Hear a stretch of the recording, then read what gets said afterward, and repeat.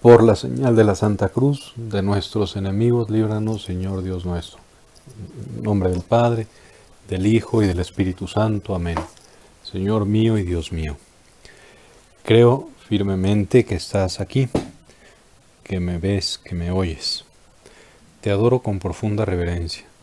Te pido perdón de mis pecados y gracia para hacer con fruto este rato de oración.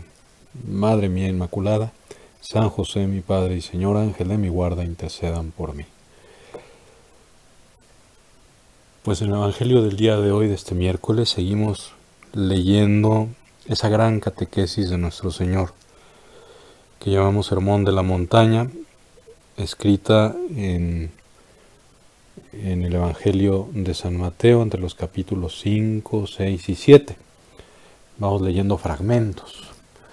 Y son fragmentos que nos recuerdan que la totalidad de estos capítulos nos hablan del estilo propio de vida de los cristianos. Es una gran catequesis de vida cristiana. Vale la pena leerlo así y leerlo, si podemos, de corrido, en cuanto podamos. Pero por lo pronto estamos en este ratito breve de oración y nos hemos puesto en presencia de nuestro Señor. Y el Evangelio nos dice lo siguiente, nos dice Jesús: no crean que he venido a abolir la ley o los profetas. Recordemos que la ley o los profetas son el Pentateuco, los 5 primeros libros de la Biblia, los profetas, y luego están los libros sapienciales, ¿no? Que pues reflejan todo el estilo de vida propio de un buen israelita, toda la historia de la salvación hasta la venida de nuestro Señor Jesucristo, la historia de la revelación de Dios, de la construcción del pueblo.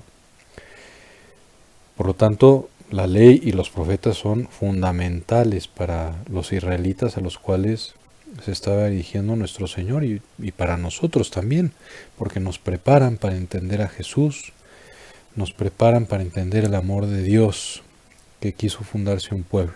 Y nos recuerda que el nuevo pueblo de Dios, que es continuación directa del antiguo pueblo de Dios, es la Iglesia. Israel continúa existiendo en la Iglesia católica, que es la plenitud que nos enseña y en donde tratamos de vivir la plenitud de la ley y de los profetas. No he venido a abolirlos, sino a darles plenitud. Y todavía dice nuestro Señor más: yo les aseguro que antes se acabarán el cielo y la tierra, que deje de cumplirse hasta la más pequeña letra o coma de la ley. Por lo tanto, el que quebrante uno de estos preceptos menores y enseñe eso a los hombres será menor en el reino de los cielos. Pero el que los cumpla y los enseñe será grande en el reino de los cielos. Y nosotros queremos ser grandes en el reino de los cielos, porque nuestro Señor lo que nos propone es una vida plena, ¿no? Nuestro Señor nos recuerda que la vida humana más plena solo se puede vivir junto a Cristo. Solo se puede vivir con la gracia de Dios, con la vida de oración y con la vida sacramental. Las cosas que antes no se podían vivir en plenitud, antes de la venida de nuestro Señor, pues ahora ya se pueden vivir, justamente porque no vivimos esa plenitud solos, sino con el auxilio de Dios. Hay muchos ejemplos. Ahora se me viene a la cabeza cuando nuestro Señor corrige la ley del matrimonio, diciendo, ¿no? Moisés permitió que ustedes se divorciaran, que se volvieran a casar, pero no siempre ha sido así. En el principio era de un modo diferente. Y luego dice: y yo les digo que a partir de ahora, a partir de la época cristiana, se pueden exigir las cosas que en la época de Moisés no se podían exigir, por la razón de que no nos falta el auxilio divino, ¿no?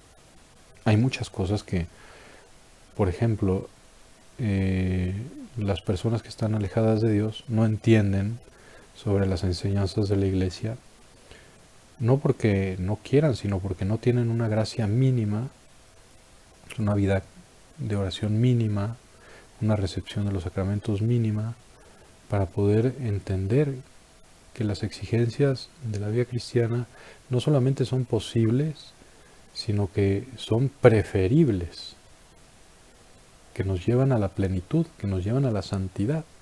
La vida cristiana es una vida bellísima, es una vida plena, ¿no? Para eso estamos todos los hombres y las mujeres creados por Dios. Estamos llamados a vivir esta plenitud, que llegará a su culmen, por supuesto, en el cielo, pero aquí podemos llegar, como tantos hermanos nuestros nos han demostrado, tantos santos canonizados y otros que hemos conocido, que quizás no son ejemplo de vida cristiana para todo el mundo, pero que sabemos que por su vida ejemplar, pues seguramente están en el cielo. Me llama la atención y pensaba en el Catecismo de la Iglesia Católica, que nos enseña en primer lugar, la primera sección del Catecismo es las verdades de la fe y la revelación. Se nos habla de cómo Dios se revela a sí mismo para que lo conozcamos y cuáles son las verdades fundamentales de nuestra fe, aquello en lo que tenemos que creer. Y luego en la tercera parte viene el modo en que tenemos que vivir lo que creemos, ¿no? Y hay gente que ha dicho, ¿por qué no la tercera parte? O sea, ¿por qué no es creo y luego vivo la vida cristiana, ¿no? Porque hay una parte intermedia que allí está, que es la segunda parte del Catecismo de la Iglesia Católica, que nos permite vivir de acuerdo a las exigencias de la fe. Y es la vida litúrgica sacramental, ¿no? Entonces el Catecismo tiene la primera parte sobre la fe, la segunda parte sobre la liturgia, los sacramentos, la tercera parte entonces sí, de la vida cristiana, la moral cristiana, el modo correcto de vivir las exigencias del Evangelio, que nos llevan a ser lo máximo que podemos ser en cuanto hombres, hijos de Dios. Y luego viene la cuarta sección, que es preciosa, sobre la vida de la oración, ¿no? Entonces, ¿cómo vivir esa plenitud que se nos manifiesta de manera resumida en estos 3 capítulos de San Mateo 5, 6 y 7? A través, con la fuerza de los sacramentos, ¿no? Qué bonito es. Dios nos exige, suena un poco fuerte, ¿verdad? Porque no es un tirano, Dios es un padre, ¿no? Dios nos invita a vivir una vida plena, capaz de grandezas, pero nos da la fuerza para poderla vivir. Dios no nos pide nada que no podamos dar. Eso es otra de esas verdades como paradigmáticas de nuestra vida cristiana. Dios no te pide nada que no puedas dar. Oye, pero ¿cómo me pide Dios esto? No puedo. Pues haz oración. Aliméntate con la Eucaristía. Recibe el don del perdón de Dios y verás cómo vas adquiriendo esa fuerza para vivir pues esas cosas que a veces no entendemos cómo se pueden vivir, ¿no? El matrimonio de un hombre con una mujer para siempre, hasta que la muerte los separe, la capacidad de perdonar 7 veces 7 y hasta 70 veces 7, ¿no? Llevar a la plenitud la antigua ley, que es muy importante, y por eso leemos el Antiguo Testamento en la Iglesia, porque nos habla de Cristo, nos prepara para recibir a Cristo y nos explica también la realidad de Cristo.